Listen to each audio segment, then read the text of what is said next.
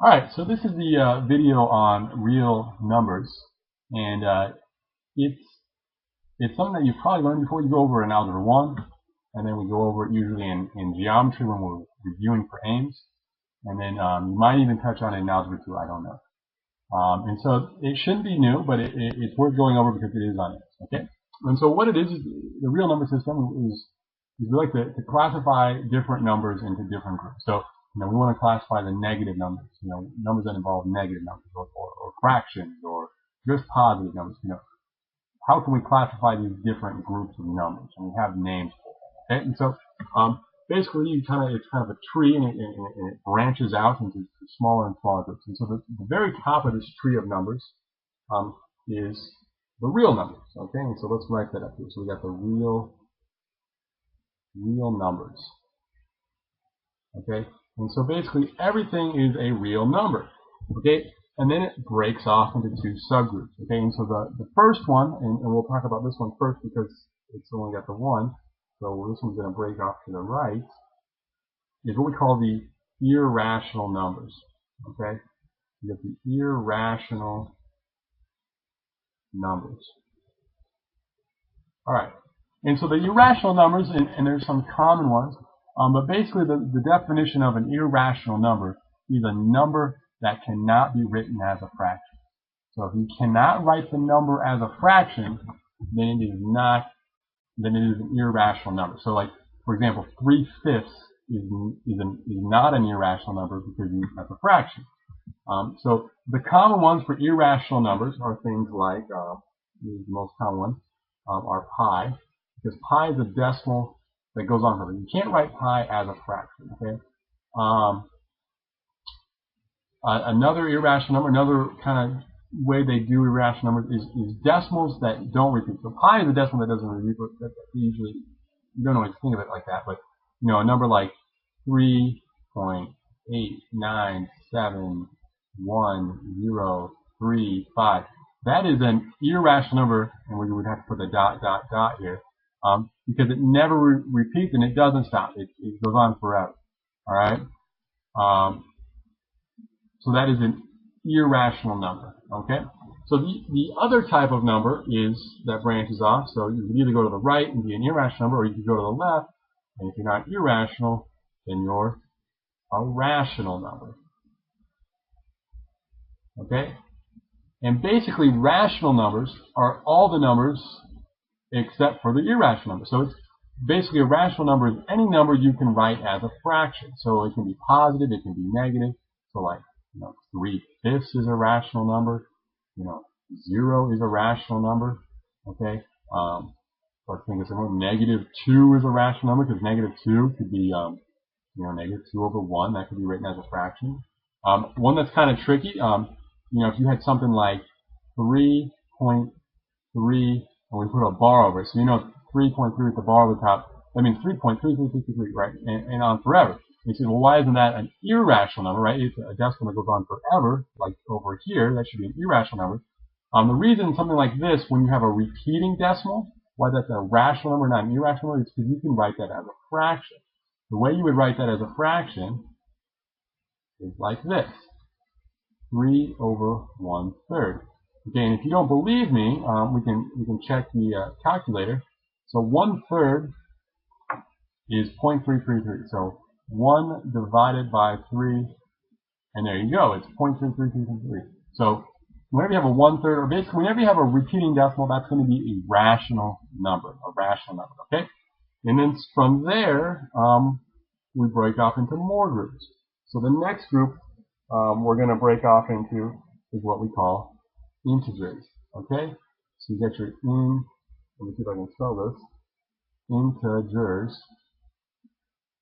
Okay, and what integers are what we call positive and negative whole numbers. So you can't have fractions like 3/5, so you can't have decimals basically. No decimals involved here.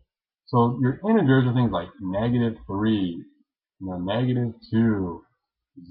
I guess we put -1 in there. -1, 0, and then you could also have your positive numbers: 1, 2, 3, and these go on forever. But what you're not going to have in here is 3.2 or 6 5/8. or negative 3.1. Those aren't going to be integers. So these are, the way to remember this is positive and negative whole numbers. Okay? And then from integers, we take a subgroup of these and we call them the whole numbers. Okay? And whole numbers are always positive. Okay? So a whole number is, it includes 0. Okay? And then it's just 1, 2, 3, and these go on forever, right?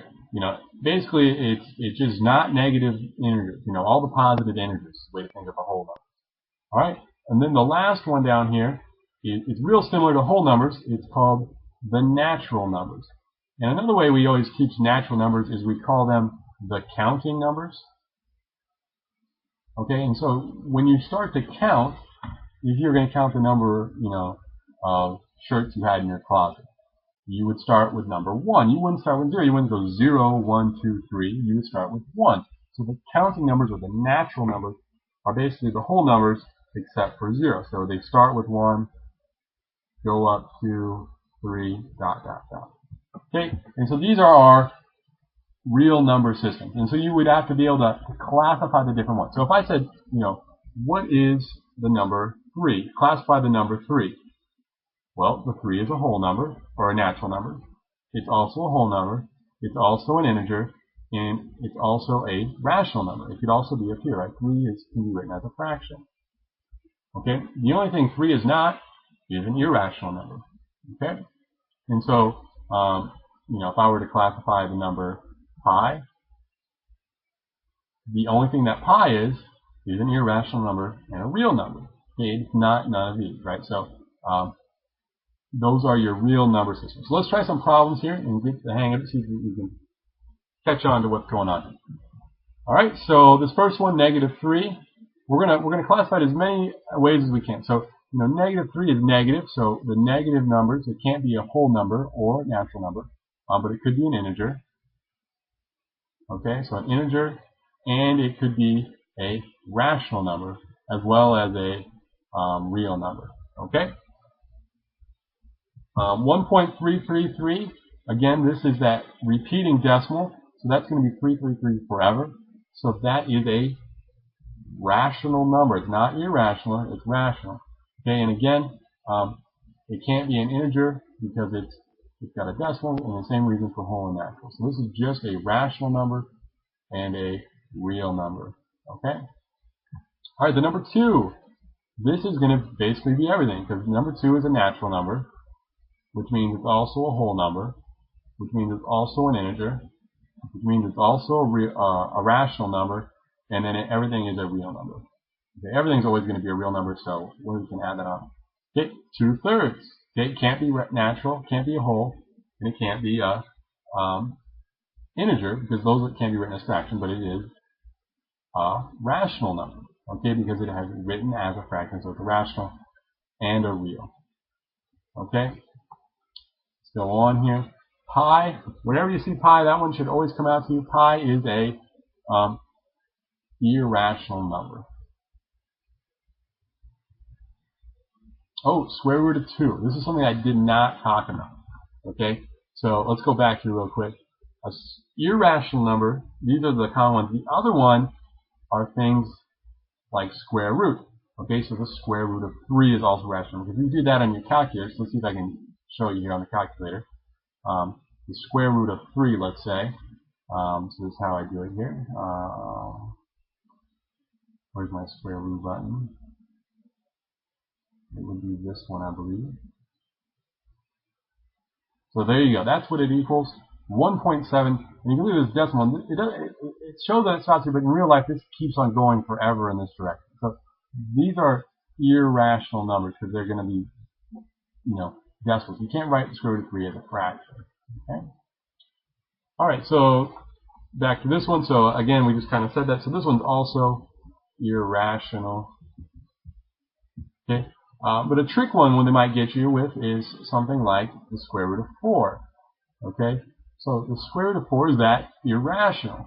Well, what does the square root of 4 equal? If you don't know this already, the square root means what times itself equals 4. So the square root of 4, well, 2 times itself equals that. So the square root of 2 is actually not irrational. Or the square root of 4 is not irrational. It could be rational, whole number, integer. It could be all of those. Okay, and then 0. The only one 0 can't be is the natural number, but it could be a whole number, an irrational or an integer, a real number, and a rational number, right? So we got rational and real. Okay, so let's look at some Ames questions and see how we do. All right, so it says here, this is practice 1. It says the set 0, 17, negative 29, negative 79 belongs to which subset of real numbers? And so irrational, right off the bat, I could say, well, irrational numbers can't be written as fractions. I see some fractions there, so it can't be A. Integers, okay, integers, they can be negative. 0 and 17, those are integers, but integers are not fractions, so I cross out that one. All right, natural numbers can't be negative. And so the last one would be the correct answer, rational, because they are all written as fractions, right? 17 over 1, 0 can be written as 0 over 1. Those are all fractions, right? And so that's all it has to be a rational number. Okay? Let's look at another one here. It says, which number is an irrational? Which number is, I guess I should just say, which number is irrational? And so again, an irrational number cannot be written as a fraction, okay? Or it's in a repeating decimal, or a non-repeating decimal. A decimal that goes on forever, but it's not repeating. Or a square root of a number that is not a perfect square. Okay, so this first one, 3.34, that is a rational number, right? That decimal does not come on forever, right? So that one is not an irrational number. Here, you got the decimal that goes on forever. However, it's a repeating decimal, and therefore it's rational. Okay, so this is not irrational. You look at this one, you got 0, 2, 5, 4, 6, 9. That doesn't look like it's repeating at all, and it's going on forever. So that means it is irrational. Okay? And then the last one, D here, okay, that's written as a fraction, so that's obviously not the answer. Okay? And so that's the video on the real number system. If you need help, rewatch it again, or if you feel comfortable with the material, go on and try the practice, and then take your assessment.